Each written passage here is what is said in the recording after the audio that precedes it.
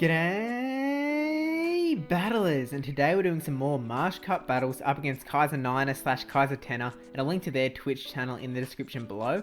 But if you haven't already checked out my Marsh Cup meta simplified infographic, you can click up there to watch that first before this video so you can kind of get an idea of what the matchups are going to be. But straight away in this Alolan Market vs Ferrothorn matchup, we make a terrible mistake straight off the bat by throwing this Sludge Wave. Sludge Wave is not the right move you want to throw at all. You want to be throwing that Dark Pulse. So, yeah, not the best. We kind of just wasted extra energy, and we get hit by the Thunder there, which is going to do a lot of damage.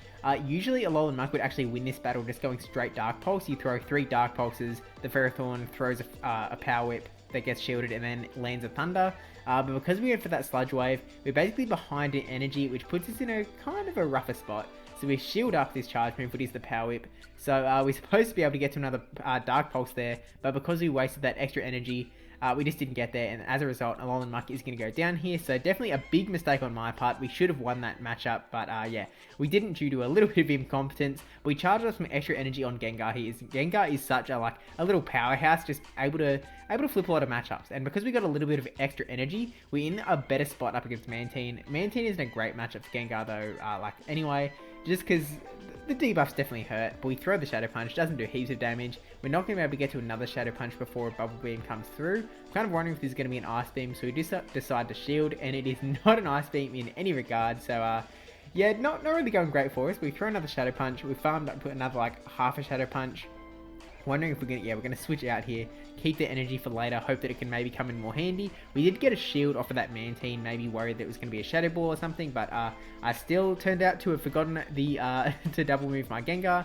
And here, turns out we had the wrong moveset on our Swampert. I was like, oh, we're gonna be able to Sludge Wave here and do something, but turns out we have Hydro Cannon Earthquake, which is not the ideal moveset in this. I guess both movesets are viable, so Earthquake you're gonna have a little bit of a better time against the poison types that are around, but definitely leaves you in some precarious positions, especially in ones such as these, where Kaiser has brought in 2 Water Flyers, and I didn't bring a single lick of Electric type, which, Galvantula being such a massive type in this cup, I brought nothing. So I think the big lesson to learn from this battle was just the fact that Electric is around for a reason, and you definitely want to be using it in some form. So straight away we hard corrected and brought Galvantula in the lead, and we've got a great lead up against Golbat.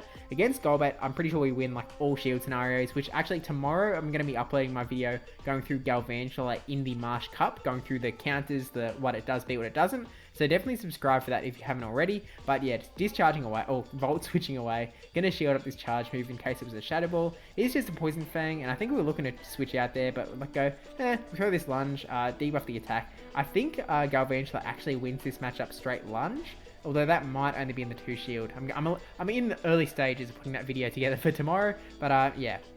Gonna eat that Poison Fang, and then that 1 Volt Switch that came through as the charge move came through takes it out, and we're going to be able to get this Lunge off before we go down, which is fantastic, because as we saw in the previous battle video, Lunge does so much damage to Galvantula. That's just massive, and it gets attack debuffed, which is really just huge. So we bring in Sableye, and they insta swap out. Want to get some energy up on the Drifloon and get rid of that debuff on the Galvantula, keep the energy for later.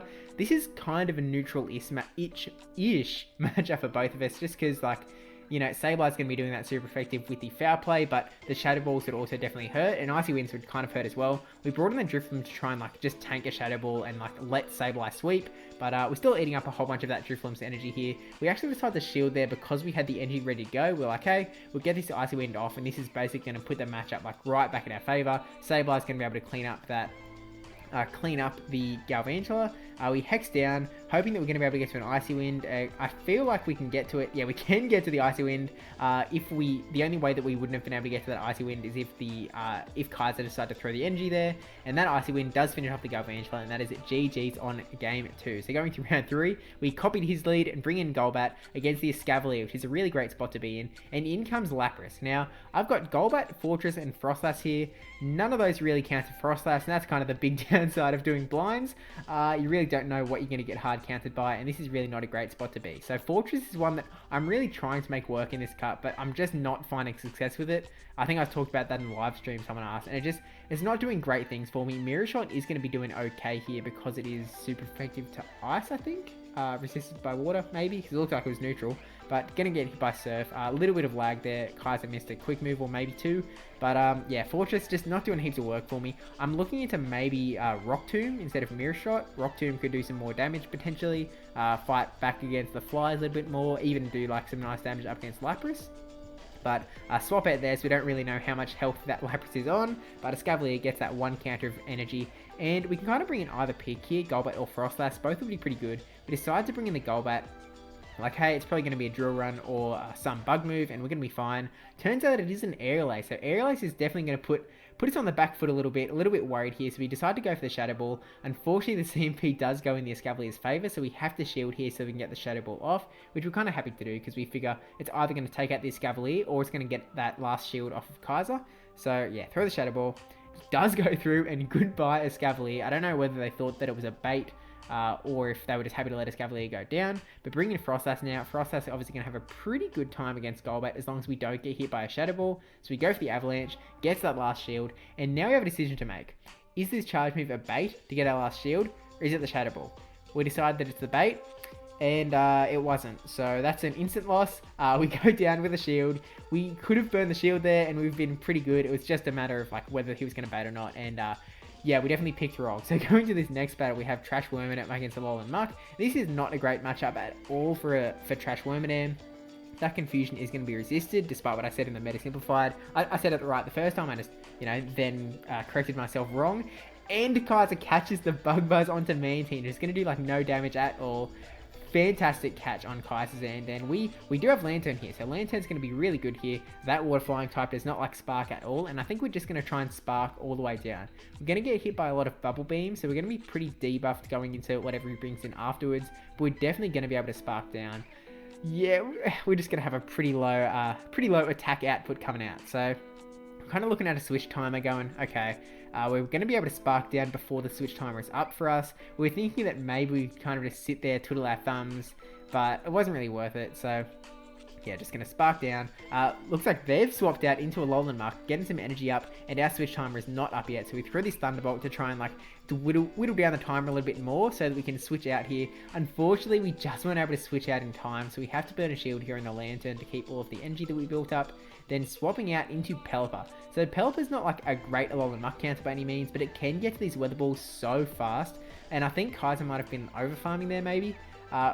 Weather Ball forces one shield off from Kaiser. Definitely got a lot of energy over there, so we're kind of going, oh, I'm not really sure how this is going to play out, so we let the first one come through onto Pelipper. This is the Dark Pulse, which we can tank, and we do get to another Weather Ball. We snuck in an extra quick move there, so we actually going to let this come through. We could have shielded up to get the Weather Ball off, which kind of might have been the better play, but I guess we were kind of going, oh, we're going to bring in Trash Wormadam here, farm some energy for whatever's in the back, and it is the Dugong. So Pelipper kind of would have been a liability there. We would not have been able to do much, so I think in the end, we kind of made the right play.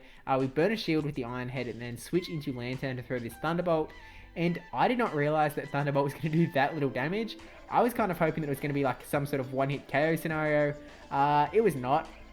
So I think this game is probably a loss for us. Unfortunately, the Thunderbolt just didn't take it out for us quite. Icy Wind almost takes us out, and then one more Icy Wind actually would have taken us out. We get to the Thunderbolt first, which is kind of clutch actually. Can we turn this around? Take out the Dugong. In comes, he's still got the Alolan Muck with like a little bit of health, and also Mantine, which was swapped out with like a little bit of health. So in comes the Alolan Muck. Charge move is coming off. There's like no health on that Muck left. So we're kind of going, oh, do we shield and then like hope that we can take out Mantine? So we go, okay, no, let it go down. Bring in Wormadam. They swap into Mantine to try and catch some energy, and then in comes the Alolan Muck, and Wormadam actually able to take that one out. So I was counting for a loss. It was not, so that actually went really well. So Drifbloom versus Ferrothorn, gonna go for this Icy Wind up against the Ferrothorn, which just, we probably could have farmed up to the Shadow Ball to put some pressure on, because as is, like, Kaiser doesn't really have any reason to shield up that Icy Wind, but we went for it, and we shielded this up in case it was a Thunder, and it was, so definitely a nice thing to have shielded. We're really not in a great spot here, so I should be switching out. I've thrown a second Icy Wind now, which is going to, like, extra debuff it, and I should be swapping out here, but I'm just not doing it. I have no idea why. It's just a really bad play, because now we're going to invest another shield. There's another Thunder. I don't even know like how much damage it would have done after being double debuffed, but we've just stayed in. They're throwing another Icy Wind now. We knew we'd get to another one, so we'll see if Kaiser decides to like burn one shield and he's still going to be able to win. Okay, let's Ferrothorn go down. Has the 2-0 shield advantage now, which is not great for us, but we do have like a completely healthy Drifloon, so we'll see how this battle does play out. We decided to go for the Icy Wind. We maybe could have gone for the Shadow Ball, but there were two shields there, so we decided to just go for the Icy Wind, and we did get one shield. We're looking at Galvantula in the back. We didn't want to swap into Galvantula because then we would be switch locked. We really want to land that here. And Kaiser goes for the Hurricane, like hard taking out Drifloon, but able to bring out Galvantula in here without Pelipper having too much energy ready to go. If he was going for more Weather Balls, then maybe like could have got a Hurricane onto us, and switches into Mantine. Kaiser again is going the double Water Flyer. This time we finally brought in some Thunder Power, go for the Discharge and then swap out. Figure we want to kind of keep Galvantula healthy. We were worried about some charge moves coming in from the Mantine, so like, hey, Fortress can probably do some work here, a little bit of work, just whittle down the Mantine a bit, and then Galvantula might be able to clean up a bit later. It was definitely a risky move because then Mantine can like farm up some energy, get some stuff going on. But yeah, we'll see how this plays out, because Galvantula would not have been able to take them out all on its own, and we just didn't want to bring Fortress up against Pelipper. We're like, Fortress better off against Mantine than Pelipper, so we'll see how we do. Going for the straight Mirror Shot, it's definitely going to take a while. Not doing lots of damage. We get the attack debuff on the Mantine, which is definitely it's a nice little bonus. We can maybe like with that we might be able to get like another Mirror Shot off or something. But switching into the Pelipper, no more debuff now, and we are going to go straight for the Mirror Shot. But Pelipper gets the Weather Ball off first, which is kind of good for us because it means that Pelipper is using up his energy, bringing the Galvantula, hoping that one Volt Switch takes it down, and it does. And then in comes Mantine again. We just need the Discharge, and we do get it off, and that is GG's on that one. Really just. That shows that Pelipper and Mantine, I really do not think that is a good pairing. As soon as any electric shows up in this cup, you're bad, and Galvantula is going to be on every team. So yeah, definitely a bad situation to be in. And we brought in a little bit of spice here, and we made a pretty bad decision. So we swapped from Whiscash into Lapras. Whiscash versus Lapras, we're not going to be able to do much, and Lapras is going to be able to take out that matchup. But Shiftry is going to be even worse because the Ice Shards are really adding up. The fact that we were able to get a Leaf Blade through is definitely pretty massive for us, because that takes out a lot of Lapras' health and might set us up for a victory later on. But yeah, farms us all the way down, gets a shield with the Leaf Blade, and then we bring in the Whiscash just to try and soak up that energy from the Lapras. We know that like nothing from Lapras is like too damaging. Like Skull Bash does about half. Surf wouldn't have been like explosive. Ice Beam wouldn't have been explosive either. So we decided to, bring in Whiscash, soak up the energy, throw some charge moves to try and like quickly take out the Lapras.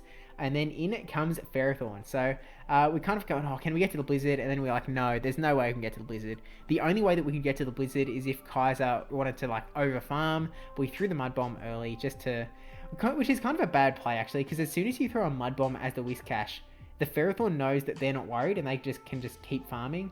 So maybe we could have like gone all the way, although it's not like Blizzard would have been a one-hit KO anyway. So anyway, we've got Frost Ice versus Ferrothorn now. Burn a shield to just keep ourselves healthy, and it is just the Power Whip.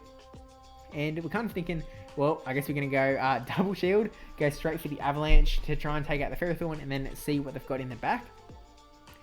Kaiser still actually has a shield, so we'll see if he lets Ferrothorn go down, because if he doesn't, he'll definitely be able to get another charge move off. Lets the Ferrothorn go, and in comes the Crustle in the back. Crustle with Smackdown is doing so much damage to Frost Ice because of our Ice typing. This is a GG's. There's nothing we can do here. Crustle really showing its might here. I should probably power up a Crustle to use in some future battles. There's definitely some picks that I have to power up. I have to power up a Crustle, I have to power up a Whimsicott, a whole lot of stuff I have to power up. So yeah, thanks for watching. Don't forget to like, comment, subscribe, especially that subscribe one. Again, that Galvantula video is coming out tomorrow. And thank you to my patrons, Lesson9458, brajSF, -10, Renewman to SqeakyNL, charizardyong, and primativedoc for supporting the channel on Patreon, because I seriously do appreciate that. And yeah, the Galvantula is like, the video is like the first part of the Marsh Cup meta guide series. I'm still a little bit not sure how I'm going to tackle the Marsh Cup in that series, but yeah, I'll talk about that in that next video at the end of the next video. But also thank you to SaddyP for the Twitch emote, Ready for May for 5 gifted subs, primativedoc, and Oscalicious for the Twitch subs, which the image is gone now, but yeah, we're at the end of the video, so thanks for watching, bye, see you in the next one.